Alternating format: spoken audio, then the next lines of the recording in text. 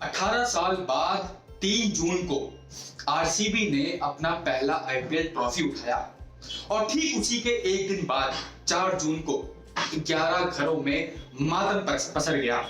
अब ये मातम क्यों पसरा ये सब आप भली भांति जानते हैं।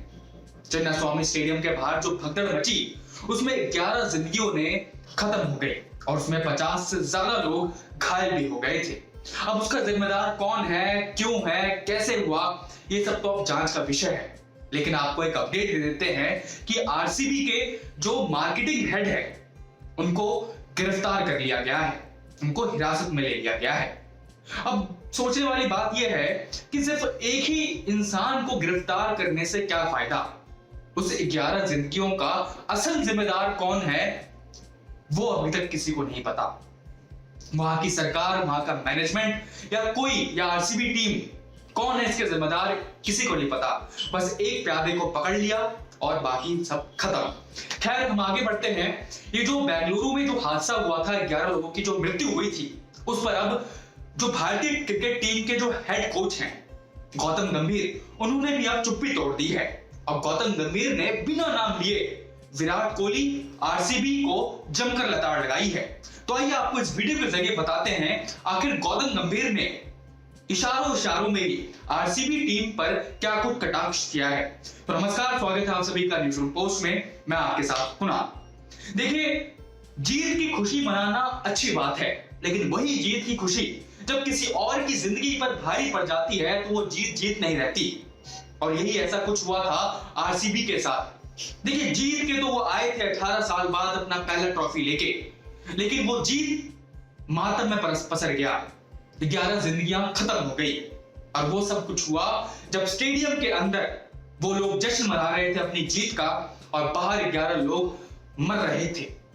अंदर लोगों को बिल्कुल भी सुध बुध नहीं था, जश्न मनता रहा, लोग मरते रहे बाहर। खैर, अब इसी मुद्दे पर बेंगलुरु पुलिस ने गिरफ्तार भी किया है आरसीबी के मार्केटिंग हेड को। अब सवाल यह है कि मार्केटिंग हेड को गिरफ्तार करने से क्या फायदा। इसका जो असल जिम्मेदार है वहां की मैनेजमेंट, वहां की पुलिस, वहां की सरकार, उस पर कौन सवाल उठाएगा, क्योंकि सवाल तो उठने बनते हैं।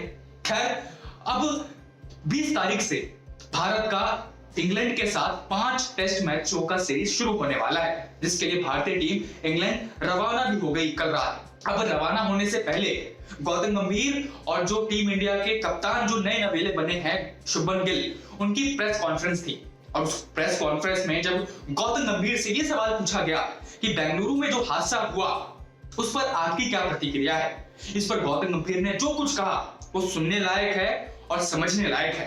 तो सबसे पहले गौतम गंभीर ने जो बात कही वो ये कही कि देखिए, मैं इन सब रोड शोज, विक्ट्री परेड पर विश्वास नहीं करता हूं, मैं इसके पक्ष में नहीं हूं। आप जीते हो अच्छी बात है, लेकिन आपकी जीत किसी की जिंदगी से बड़ी नहीं हो सकती है। अगर आप जीते हो तो बंद कमरे में, 4 दीवारी में या स्टेडियम में आप अपनी जीत का जश्न मनाओ। किसी की जिंदगी से बड़ी आपकी जीत नहीं हो सकती है। गौतम गंभीर आगे कहते हैं कि जब पूरी तरह से मैनेजमेंट नहीं था, पूरी कोई व्यवस्था नहीं थी, तो आपको वो चीज नहीं करना चाहिए था।